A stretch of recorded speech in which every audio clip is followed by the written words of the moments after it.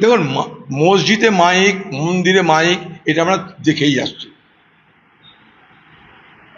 কোনো মাইকের আওয়াজে মানুষের অসুবিধা হতেই পারে, অস্বীকার করছি না, আমার নিজের হয়।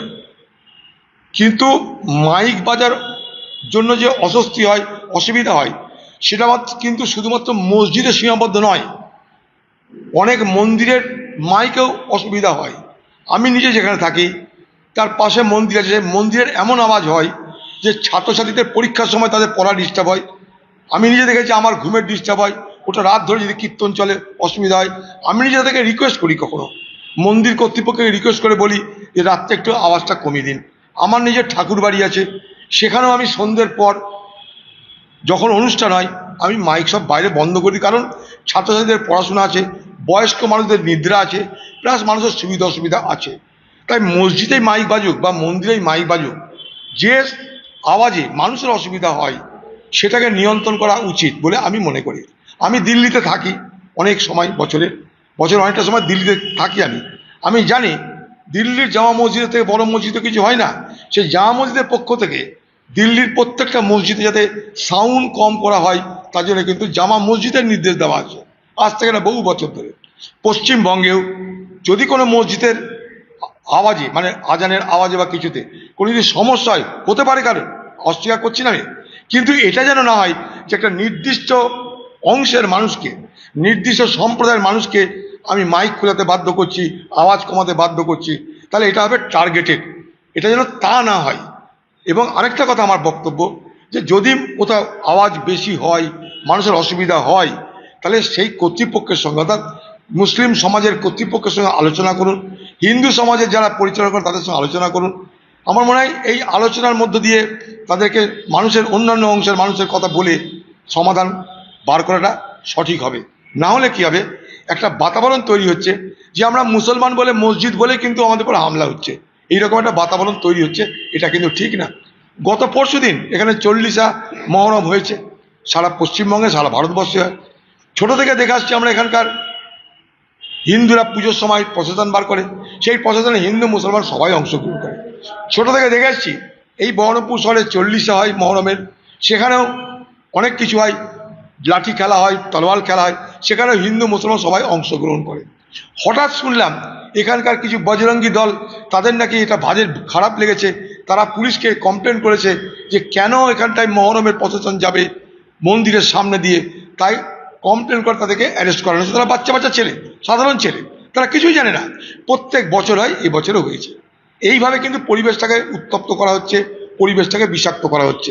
আমি আবার বলছি, উভয় সম্প্রদায়ের মানুষ একসঙ্গে বসে কার কোনটায় কতটা অসুবিধা হবে সেই আলোচনা করার মধ্য দিয়ে একে অপরের ভাবনাকে আমরা যদি গুরুত্ব দিই, তাহলে কিন্তু এই ধরনের ঘটনা কিন্তু ঘটে না। কালকে আমার কাছে এসেছিল পার্টি বিষয়ে, এই জমিদারির গরিব পরিবারের মায়েরা কিছু তাদের ছেলেগুলোকে ধরে নিয়ে গেছে মারতে মারতে। কি অপরাধ তাদের? না 40 অংশগ্রহণ করেছিল, মহরমে অংশগ্রহণ করেছে। সারা জীবন দেখছি বহরমপুর শহরে মহরমে অংশগ্রহণ করতে আমি নিজে সারা জীবন দেখি, এই শহরে বড় হয়েছি আমি। তারা লাঠি খেলা দেখায়, এটা তাদের উৎসব। উৎসব যদি পালন করতে না দেওয়া হয়, কারণ তারা মুসলমান, মসজিদে মাইক বাড়িতে না দেওয়া হয় কারণ তারা মুসলমান, তাহলে কিন্তু ভুল বার্তা যাবে। হিন্দুদের প্রশাসন হয়, হিন্দুদেরও মন্দির হয়, সব কিছু হয় সব ধর্মের। সব ধর্ম পালনের অধিকার কিন্তু সংবিধান সকলকে দিয়েছে। আমি কারো সে অধিকারটা কেড়ে নিতে পারি না। কেড়ে নিতে গেলে সমাজে কিন্তু অসন্তুষ্টি বাড়বে, সমাজে ক্ষোভ বাড়বে।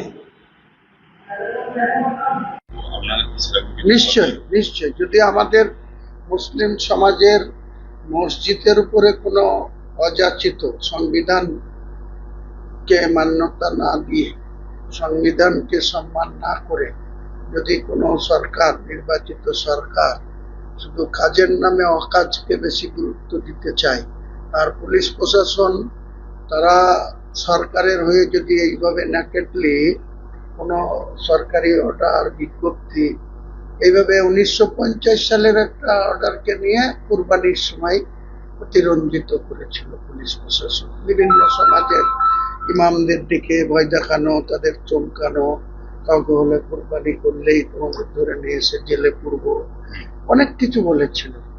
তো একইভাবে আমাদের রেজিনগরেও কালকে কিছু সমাজের মানুষকে মানে কোনো অফিসিয়ালি নোটিশ নাই, যদি সেরকম কোনো নির্দেশ থাকে রাজ্য সরকারের বা এদের যদি এটাই কোনো ঘোষিত নীতি হয় যে কোনো মসজিদে আজান দেওয়া যাবে না, মানে মাইক বাজানো যাবে না, তাহলে সেটা লিখিতভাবে দেখ, তাহলে তো আমরা সেই নোটিশটা নিয়ে মহামান্য হাইকোর্টে যাব। কিন্তু এরা তো কোনো প্রমাণ দিচ্ছে না, এরা চমকাচ্ছে ধমকাচ্ছে, এরা সমাজের লোককে সিভিক ভলেন্টিয়ার দিয়ে ডেকে পাঠাচ্ছে, তাও আবার একটা নোটিশ নাই, কিছু নাই। এসব কেন করছে এটা আমি বলবো আমাদের পুলিশ মন্ত্রী তথা রাজ্যের মাননীয় মুখ্যমন্ত্রী, তিনার এগুলাকে দেখা উচিত।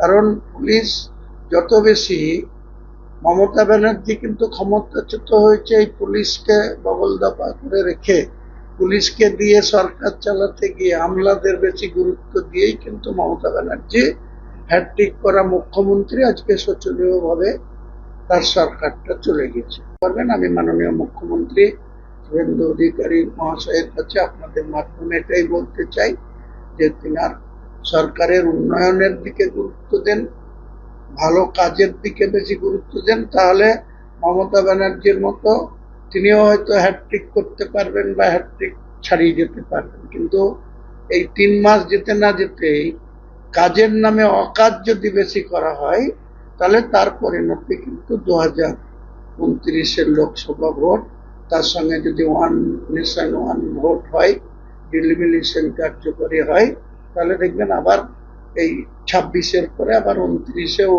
লোকসভার সঙ্গে রাজ্য বিধানসভারও ভোট হবে। তখন কিন্তু এনারা টের পেয়ে যাবে, কারণ এটা এক শ্রেণীর মুসলিমরাও যেমন এটা মানবে না, তেমনি অনেক জ্ঞানী গুণী অনেক সম্মানিত মুসলিম হিন্দু ভাইরাও কিন্তু কোনো মতেই এই ধরনের